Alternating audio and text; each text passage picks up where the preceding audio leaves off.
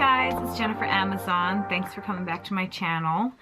Today's video is all about art as therapy, which is not to be confused with art therapy. That is not my educational background. I studied art education, got my master's in that, became certified in New York State. Prior to that, I studied illustration. So today I'm talking to you as someone who has a mental illness and is using art as therapy. So a little background story. I was diagnosed with manic depression when I was early 20s. And now that I'm in my early 30s, I know myself a lot better and I can see how my cycles work, and I'm understanding more about my triggers and feelings, and just, you know, have a much better understanding of who I am and what this illness is and how that contributes to how I function. Knowing this information. Now, I didn't know it when I was younger, and looking back, I can see I probably was showing signs of this illness at about 11 or 12 years old. I started experiencing, you know, the cycles, you know, manic and depression. So I always had a gravitational pull to art making, learning about art education, wanting to go work for Star Wars when I was like 13 years old. You know, all that good stuff. I was always gravitating to making art. And a lot of that was in response to depression and feelings of mania. I found that I was using art then to process and deal with these extreme emotions and trying to figure out and understand, or just kind of project, what I was going through. Now, you know, now that I have more education about what this illness is, I see how I have used art as therapy. I don't consider what I do, I'm an artist. I am an artist. I experience the world through making art. I process the world through making art, and it's just an extension of who I am as a person. So of course, I'm going to share my experiences through art form. So as someone who suffers with this illness, there are triggers that will either shoot me up into mania or down into depression. I'm still trying to figure out my mania triggers, but I definitely know my depression ones.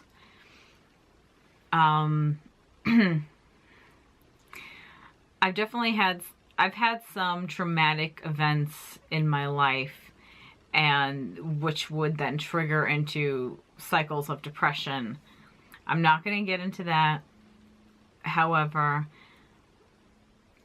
when I go through, you know, these experiences, art is always there for me. I may not be able to verbally express what I'm going through, or even talk to, you know, lots of people, I've never really gotten help to deal with some things. With that being said, I would turn to my sketchbook. I would turn to the canvas. And it was through the process of art making where I was able to deal with these things that I had experienced. It was the sketches and in the paint, and because it was hard to verbally, you know, express it, I could visually express it. I could see the emotions that I was going through and pull out what I was going through and project it onto a canvas. I was literally pulling it out of me so I could deal with it, get over it, and move on in my life. And that is what art can do for you.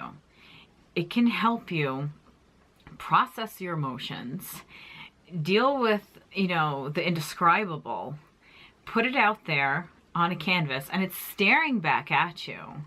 So it's no longer living inside of you, but it's there and existing, you know, in the real space of this universe, and you can kind of put it away.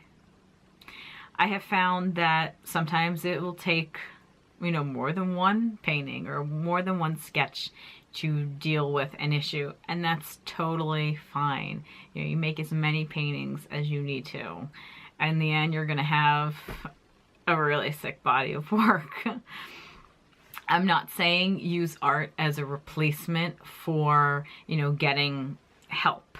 You know, if you need to see a doctor, I encourage you to go see one. You know, if you need to be on medication, you know, that's something that you work out with your, you know, psychiatrist. I'm currently in treatment, and eventually I'm hoping to be put on medication. Many years I have gone without any help for my illness. Part of it just being, I don't know, stubborn, I think, thinking I can handle this, and, you know, it's just me and, I don't know, stupidity. Let's call it stupidity.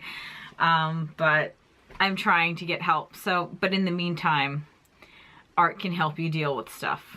Art can help you express those deep, dark emotions that you're going through. You may be afraid to talk to someone about it.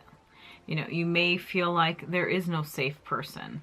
They do exist. They are out there. But in the meantime, you know, put it on the canvas. You know, get some relief right now.